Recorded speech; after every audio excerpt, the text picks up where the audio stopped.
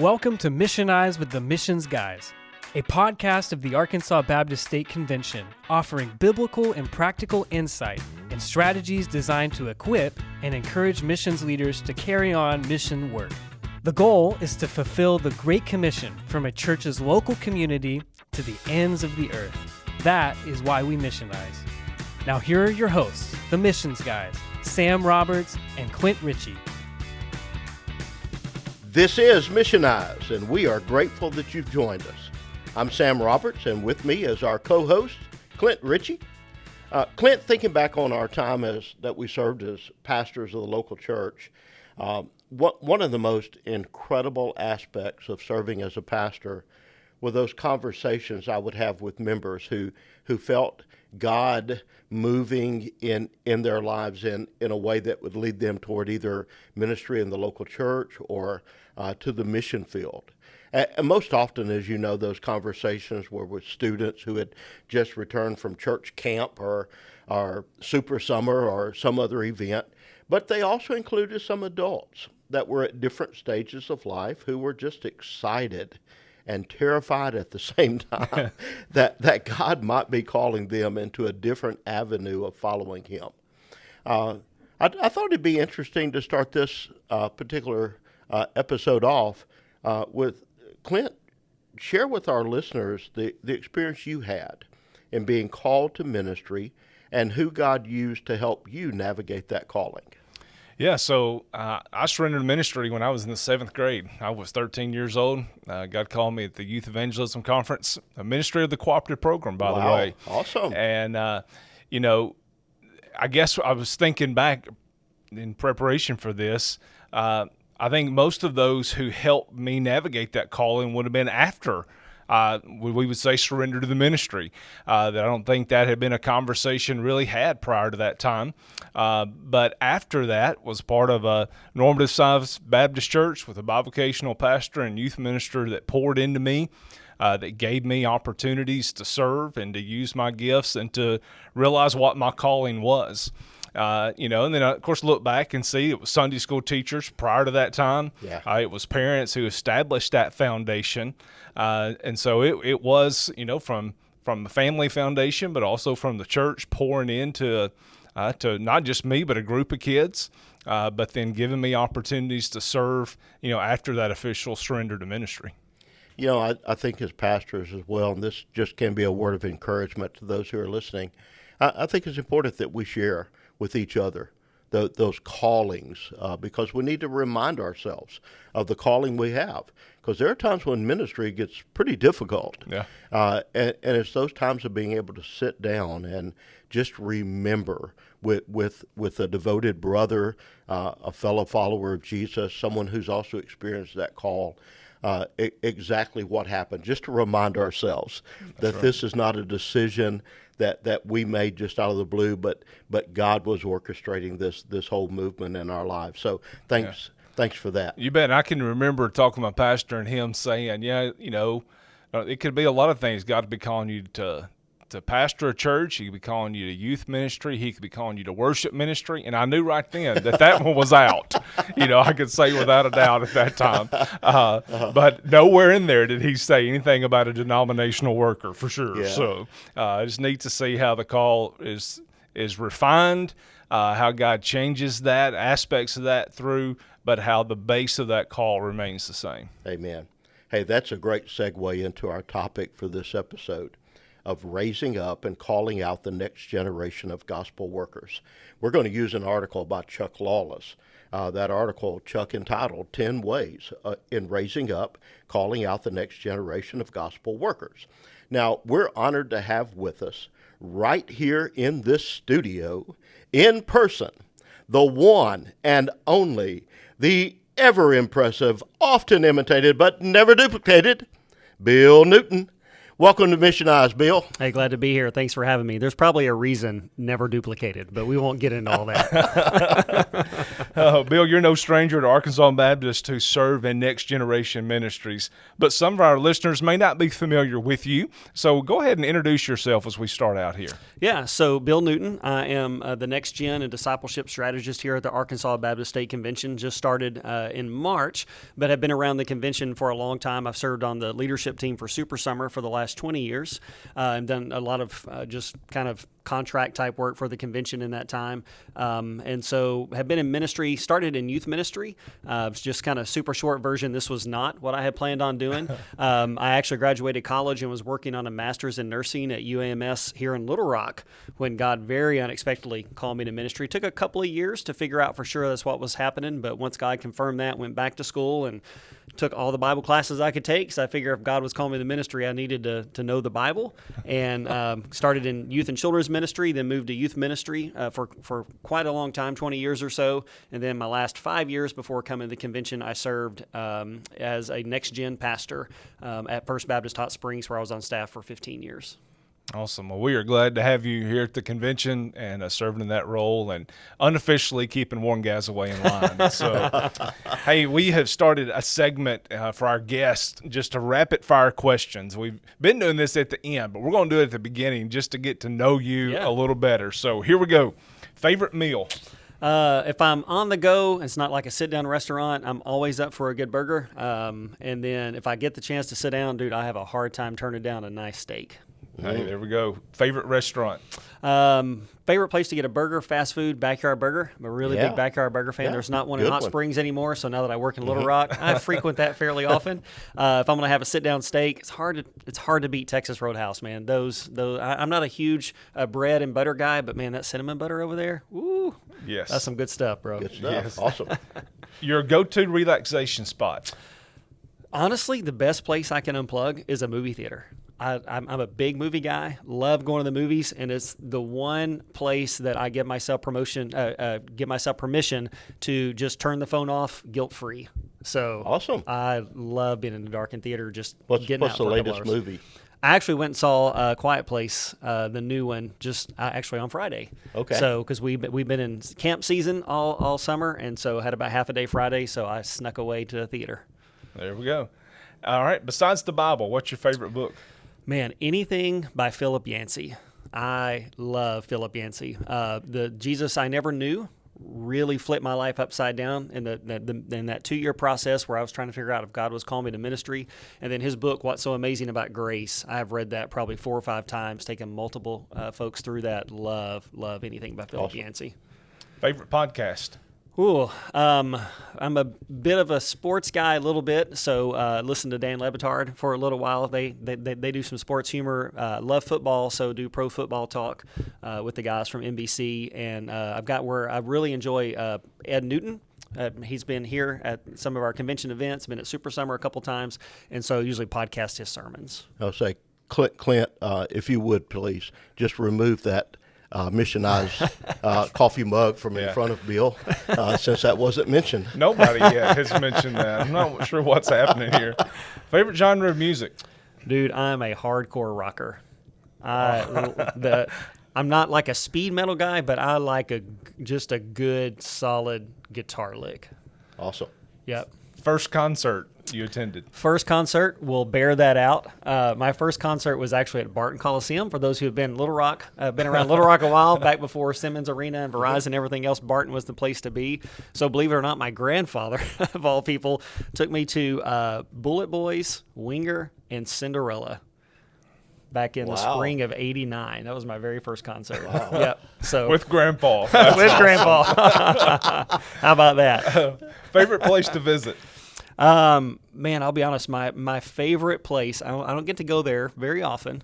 Probably every 2 or 3 years. But man, to me there is nothing like being on a cruise in the middle of the ocean. No cell reception. Don't pay for the Wi-Fi. Just completely unplug it with a book on the deck and a Coke or a piece of cake from the cafe. That is hard to beat, my friend. That is hard to beat. You've alluded to this one already. Favorite sport? Yeah, I'm a football guy. I love to watch football. I don't play, but I love to watch, man. Okay, so I've got one other question. that's not on our list that we sent to Bill. Okay, here it is. Batman or Superman? Oh, Batman, hardcore.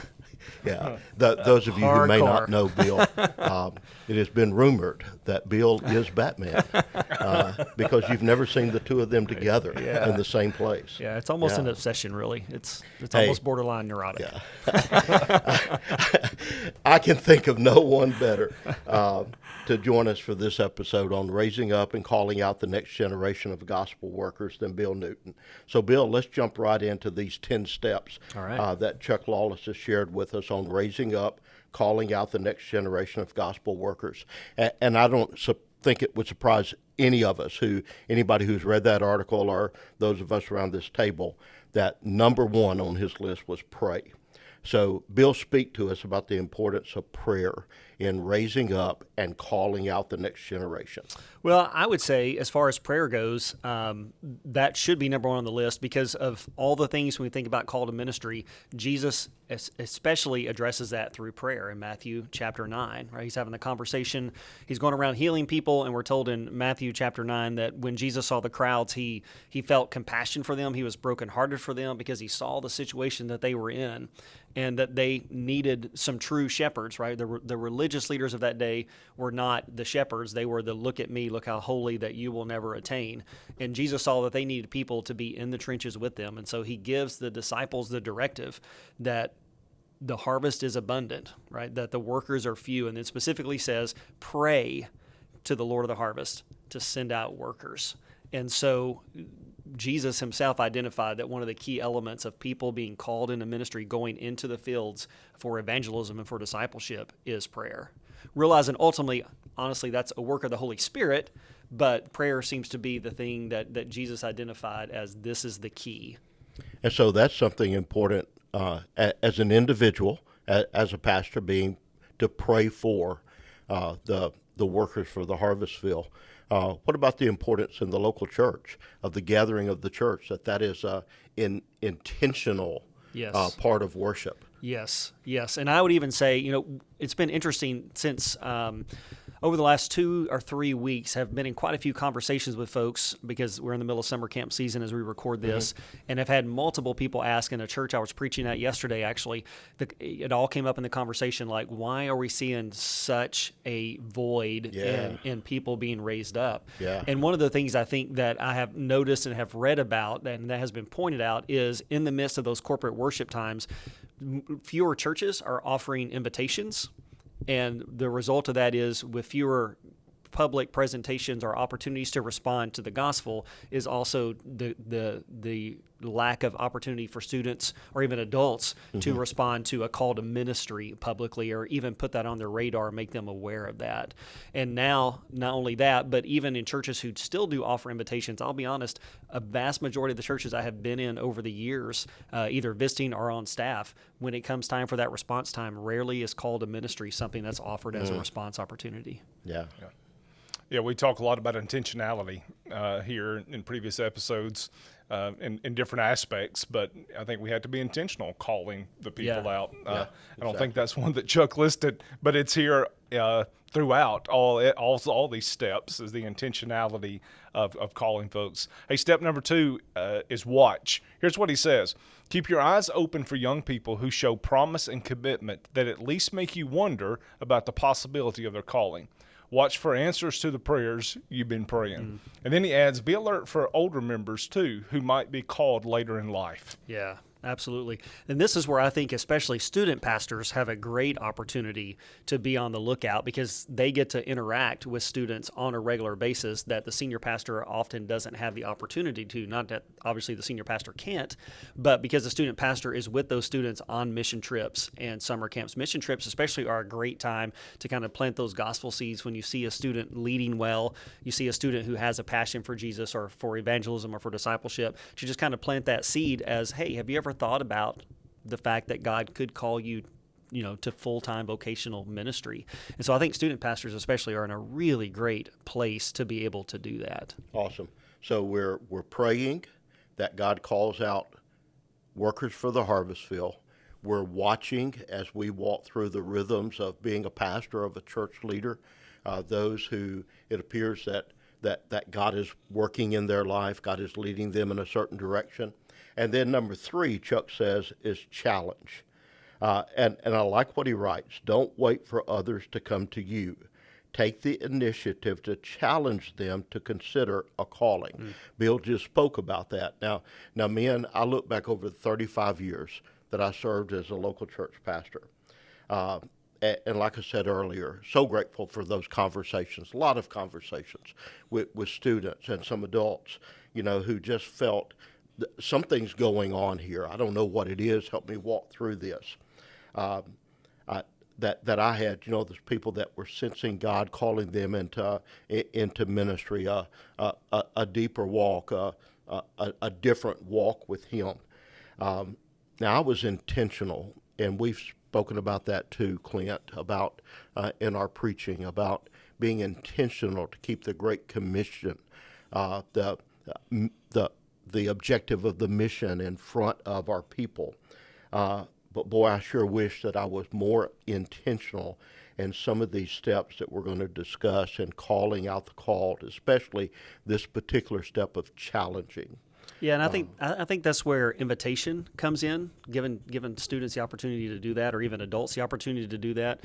One of the things that came up in conversation in the last couple of weeks, one of the shifts that has happened in the last few decades, which I think is really healthy for the church, is, as Baptists, we have an emphasis on the doctrine from 1 Peter 2:9 about the priesthood of the believers, that everybody is a minister to some way, that any honorable vocation can be used as ministry, and which has been a great emphasis to help everybody in the church realize wherever God has planted them is a place of ministry. I think the downside of that, if I could use that word, is we haven't gone the extra step to also say, yes, everybody has this universal calling to ministry, but there is a percentage of people that God calls to full-time vocational ministry. And I think not only to challenge people in general with that priesthood of the believer, but also to challenge people to say, but there are some people that God calls to full-time ministry. And I think that's part of that challenge as well. That's missing, that needs to happen. Yeah. And one of the things that Chuck states in this article, he said, most pastors I know don't do it intentionally. Most of us wait until someone comes to us with questions about a potential call. With that approach, we miss the opportunity to challenge others to consider a call. Yeah. In the same way, Clint, I know, and Bill, you've probably had these discussions. I talked about the excitement of having that discussion with someone who says, hey, I feel God's calling me into ministry. In each church that I've pastored, I've had older individuals come to me and sit down and just with tears in their eyes say, when I was younger, I really felt God was calling me into ministry on the mission field or something, and just did not have that person in my life to give me that opportunity to challenge me with that.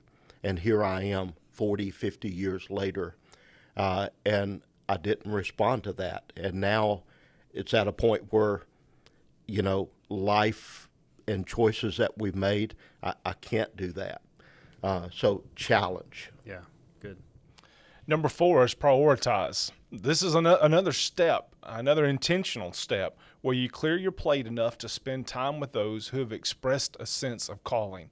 Bill, how did you make that happen in your ministry? With so many things competing for your time, Yeah. How do you prioritize those? Yeah. So some of that for me came in the form of when I first got to Hot Springs 15 years ago, we were so close to Ouachita that even before I got there to the church, as I was beginning to make that transition, I just felt a conviction from God, like we are way too close to that many students who feel called to ministry. And so even coming in, I had a conversation early on with the pastor and some of the leadership about being able to hire interns that we could really set up for a win-win situation, because obviously the interns are going to do some work. Some of it's going to be grunt work a little bit, honestly, but there was also kind of that trade-off of, but also we're going to find some ways to invest in you. Like, we just don't want you to give to the church. We're going to find some ways to give and invest in you as well. So some of that came with the obligation, for example, of the interns. I had some students over the years who felt called to ministry. And so some of that with students who were still in the student ministry was giving them opportunities to preach. So actually there's one that we have as an intern this summer here. His name is Tanner, who came up through the ministry at First Hot Springs, felt called to ministry, and so began plugging him in on Wednesday nights, which meant I would go to his house or he would come to mine, or we go to a coffee shop somewhere and kind of walk him through some basic hermeneutics, some basic Bible interpretation, help him to kind of shape that sermon.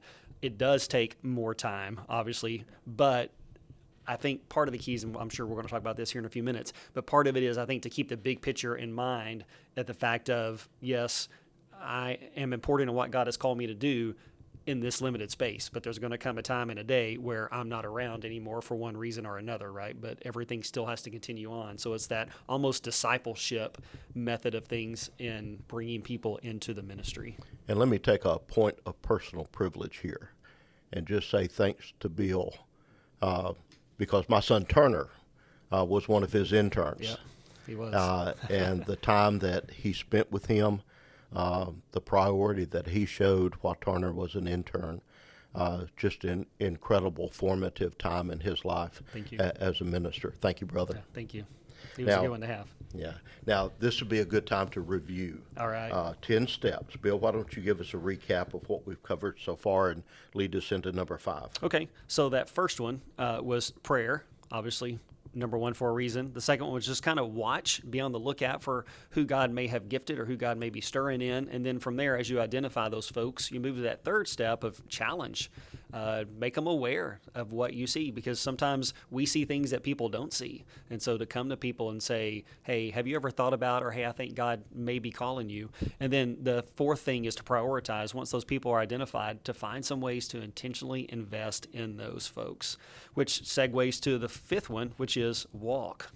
This idea of walking alongside those who feel like they're called to ministry, to find some ways to invest in them, to give them those opportunities to serve, realizing that they're going to make mistakes, right? Same as we did and still continue to do, but be graceful with them and to resource them and to invest not just time, but find some ways to invest some resources in them as well. But walk alongside of them. A couple of years ago, Clint, I think it was during the AM retreat that was at Lake DeGray. Some of us went to the coffee shop there at Ouachita, walked out on the patio, and there was Bill with 3 of his students. And that's what he was doing. He was walking with them. He was investing in them. That's incredible. Chuck writes this: spend time with them beyond set classroom times. Let them see how you love your spouse and raise your children. Show them how you study the Word and pray. Model humility and grace in front of them. Yeah, and I look back, I mean, it was that walk that really impacted me in living out my calling. And like I said, a bivocational pastor that I saw at work, who was a maintenance worker at the school.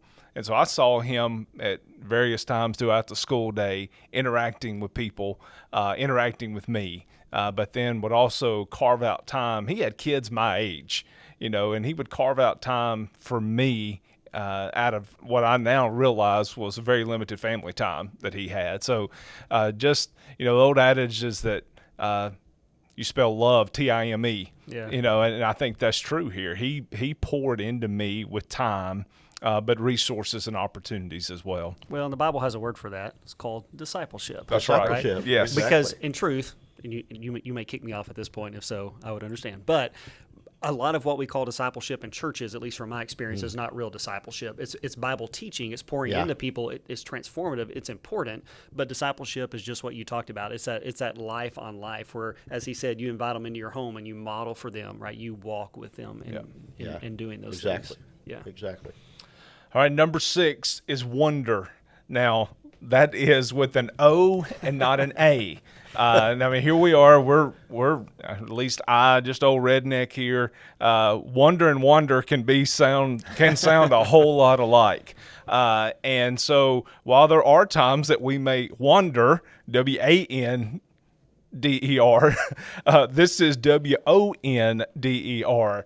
Chuck says you must be filled with wonder and amazement that God has even called you to do ministry. And guys, I don't know about you, but every opportunity I get, whether it's to preach or speak, lead, do anything, and when I'm done, I really am filled with wonder that God could use somebody like me. Yeah, yeah, I would agree. Especially, I think I have been keen to that. You would agree with with Clint, with yes. what he was saying about himself? Yes, Okay. and about me as well. We are filled with wonder Yes. too. Yes. With Clint. But really, just given the fact that ministry was nowhere on my radar, and that God very unexpectedly called me to that. Looking back, I think it was probably started in high school. I just wasn't in tune enough to realize that. But yeah, given how well I know me and how well God knows me, yes, it amazes me that God allows me to have the opportunities that He affords. Yeah, and number 7 is utilize. Now, Bill's already alluded to this. Yeah. In terms of involving students, those called into ministry, into significant aspects of ministry. Yeah. Giving those responsibilities. What else we want to add to that? Well, one of the things I think is important to help students understand is sometimes students are nervous about that, which is completely understandable. We even get that way as adults. And students are nervous to fail. They are nervous to try something and find out that is not their gifting. And so one of the things I've learned over years to coach students on is to simply say, look, it's important to know where you're gifted, but it's also important to know where you're not gifted. So if you plug in somewhere and try some service or try some leadership and you find out that's not your thing, like that's okay, because you don't need to be where God's not created you to serve. Like one, that's not your gifting. 2, if you're in that spot, somebody else can't be there who's maybe supposed to be there.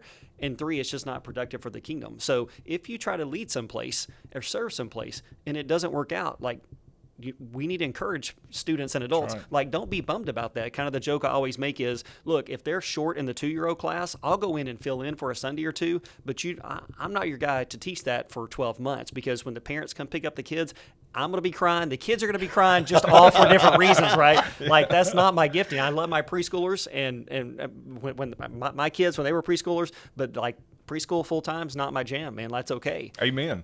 Yeah. But that's okay to know. Like, Yeah. it's important to know that, I think. Yeah. And I'm one of those guys, Bill, that early on in ministry training at Ouachita, I knew that student ministry, no, it wasn't for me. It was not for me. And that's okay. You need no to know matter that. how many times that individual that was the chair of the department wanted me to interview for a church that was looking for a youth pastor. No, that is not, I can tell you now, that is not where I need to be. So that's a good word. Yeah, that's I think a really that's good important word. that we overlook that, because, again, students, at least in my experience, students get so nervous about failure. And I think it's okay to say, bro, it's not a failure if you figured out that's not what you're gifted to do. Like, check it off the list, mark it out, and move on to the next thing. Like, it's okay. Yeah, I found even in this position, there are a lot of things that I don't feel comfortable doing, or I don't want to do, and I just pass them off to Clint.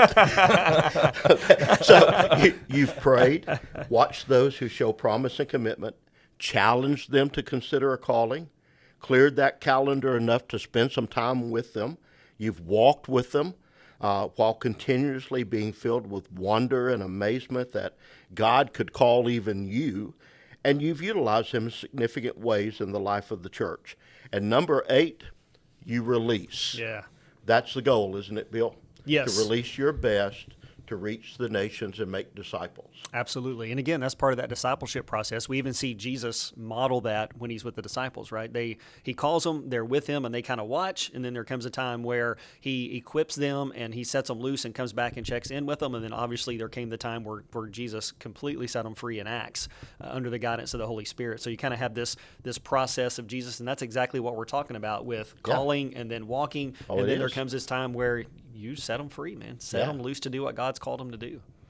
And once you release them, number 9 is watch again. Meaning, don't forget them. That's right. Bill, how have you continued to shepherd those you've released?